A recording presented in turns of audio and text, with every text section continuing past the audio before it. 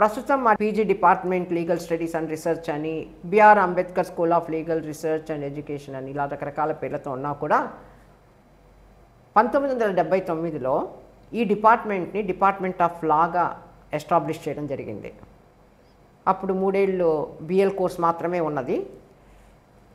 1983లో BL ఉంది కదా అనేసి లీగల్ ఎయిడ్ క్లినిక్ కూడా ఎస్టాబ్లిష్ చేయడం జరిగింది. ఈ 1983 నుంచి లీగల్ ఎయిడ్ ప్రోగ్రామ్ బిఎల్ స్టూడెంట్స్తో ఆర్గనైజ్ చేయడం అనేది కూడా చాలా కామన్గా ఉన్నది. సో ఏం ప్రోగ్రామ్ చేసేవాళ్ళంటే మేము legal advices, legal literacy camps, తర్వాత సర్వేస్, లీగల్ సర్వేస్, అదే కాకుండా ఫ్యాక్ట్ ఫైండింగ్ కమిటీస్గా కూడా మేము ప్రోగ్రామ్స్ అవి కండక్ట్ చేసేవాళ్ళం. ఈ లీగల్ లిటరసీ క్యాంప్స్ కింద ఈ సంఘం జాగరణలో ముడి అక్కడికి పిల్లల్ని తీసుకెళ్ళి ఆ వర్కర్స్ యొక్క రైట్స్ ఏంటి, అవి ఎంతవరకు అక్కడ ఇంప్లిమెంట్ అవుతున్నాయో స్టడీ చేయడం జరిగింది. తర్వాత డౌరీ డెత్ కేసెస్ అవి వచ్చేసరికి ఫ్యాక్ట్ ఫైండింగ్ కమిటీగా వెళ్ళి ఆ డౌరీ విక్టిమ్స్కి సలహాలు ఇవ్వడం, ఏం చేయాలి ఫర్దర్ స్టెప్ అనడం, పోలీస్ వాళ్ళతో మాట్లాడడం, ఇవన్నీ కూడా జరగడం చేసింది.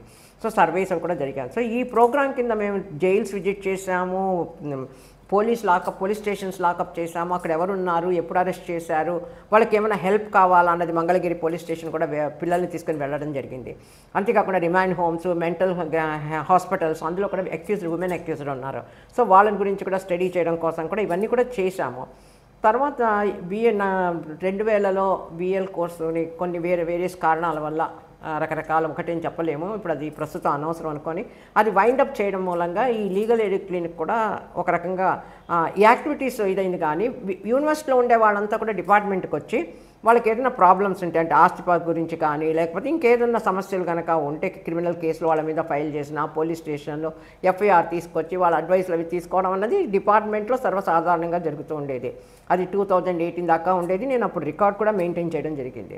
ఆ తర్వాత నా రిటైర్మెంట్ తర్వాత కొంచెం డిపార్ట్మెంట్లో ఎవరు ఫ్యాకల్టీ లేకపోవడం మూలంగా అది ఒక రకంగా మూలబడిందనే చెప్పాలి. తర్వాత ఇప్పుడు మళ్ళీ LLB course 5 year integrated course start అవ్వడంతో మళ్ళీ దీన్ని లీగల్ ఎయిడ్ మళ్ళీ రివైవ్ చేద్దాము, మళ్ళీ రియాక్టివేట్ చేద్దామన్న ఉద్దేశంతో మేము అది చూస్తున్నాము. కానీ కొంత ఈవెన్కి కొత్త కోర్సు కాబట్టి ఎస్టాబ్లిష్మెంట్లో కొంత డిలే అయింది. కానీ ఇప్పుడు దానికి ముహూర్తం వచ్చింది, మేము లీగల్ ఎయిడ్ మళ్ళీ రియాక్టివేట్ చేస్తున్నాం. సో ఈ రియాక్టివేట్ చేసే సందర్భంగా మొట్టమొదటిసారిగా రేపు శనివారం మేము దీన్ని రియాక్టివేట్ చేయడం కోసం డిస్ట్రిక్ట్ లీగల్ సర్వీస్ అథారిటీస్ నుంచి వాళ్ళని ఇన్వైట్ చేయడం జరిగింది. వాళ్ళు కూడా యాక్సెప్ట్ చేయడం, మాతో టైప్ చేయడం, దాని మీద వేరియస్ యాక్ట్స్ గురించి వాళ్ళు డెలివరీ చేయడానికి విల్లింగ్ కూడా చేయడం జరిగింది. వాళ్ళు వస్తున్నారు కాబట్టి మా వీసీ, రిజిస్ట్రార్, రెక్టార్ గారిని కూడా ఇన్వైట్ చేయడము, వాళ్ళు కూడా యాక్సెప్ట్ చేయడం జరిగింది. కాబట్టి రేపు శనివారం నాడు మేము ఈ లీగల్ ఎయిడ్ది మన వేణుగోపాల్ రెడ్డి ఆడిటోరియంలో మళ్ళీ తిరిగి దాన్ని రియాక్టివేట్ చేయడం కోసం ముహూర్తం అనేది నిర్ణయించడం జరిగింది. సో దీని కింద వచ్చేసి వీసీ గారు మాట్లాడతారు, రిజిస్ట్రార్, రెక్టార్ అందరూ కూడా అటెండ్ అవుతారు. అంతేకాకుండా 12th additional district session judge Guntur Chakrapani గారు, జడ్జ్, ఫ్యామిలీ కోర్ట్ ఆయన SC/ST అట్రాసిటీస్ యాక్ట్ మీద లెక్చర్ ఇవ్వడానికి, డెలివరీ చేయడానికి సుముఖం వ్యక్తం చేశారు.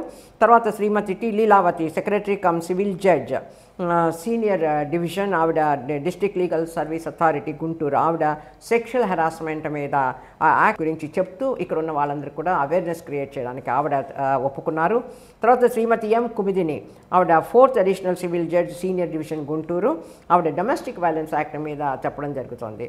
సో ఈ 3 యాక్ట్లు కూడా అనమాట, CST act, domestic violence act, sexual harassment act, ఇవి కూడా 3 జడ్జీలు చెప్తూ యూనివర్సిటీ వాళ్ళకి ఫస్ట్ స్టెప్గా మేము దీన్ని రియాక్టివేట్ చేసి తర్వాత కూడా మేము దీన్ని ఆపము, చుట్టూ ఎవరికైనా కూడా ఏమైనా ప్రాబ్లమ్స్ ఉన్నా కూడా మా దగ్గరికి రావచ్చు, మేము అడ్వైజర్స్ ఇచ్చేవి మేము ఇస్తాము, లేకపోతే అడ్వకేట్స్ వస్తారు.